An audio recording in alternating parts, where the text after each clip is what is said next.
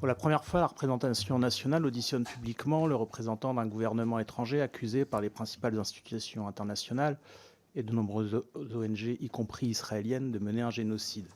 L'accaparé des territoires en contradiction avec le droit international et dont le Premier ministre fait l'objet d'un mandat d'arrêt international pour crimes contre l'humanité.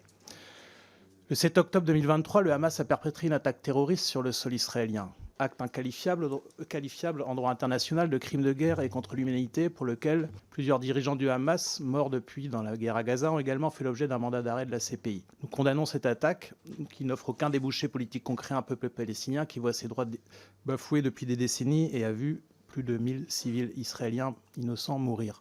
Et nous demandons la libération des otages. Mais la guerre déclenchée contre Gaza dès le 7 octobre n'est en rien une opération de légitime défense. La rhétorique sur la légitime défense ne résiste pas à l'épreuve des faits. Selon la Cour internationale de justice, qui mettait en garde dès janvier, selon plusieurs agences de l'ONU, selon plusieurs ONG de premier plan, y compris des ONG israéliennes, la guerre menée à Gaza s'appuie sur une logique génocidaire.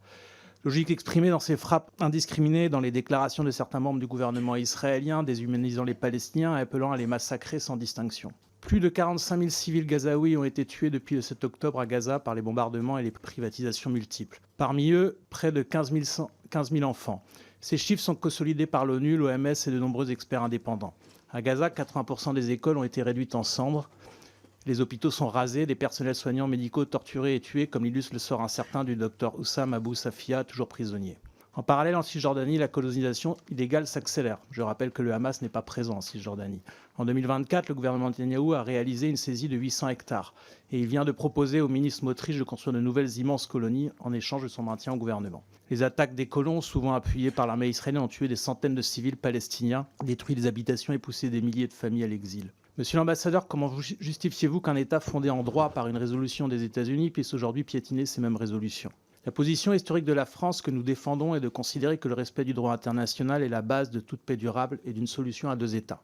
Vous pensez de votre côté que l'avenir et la sécurité d'Israël résident dans le piétinement permanent du droit international qui datait de bien avant le 7 octobre et le remodage par la guerre de tout ou partie de la région.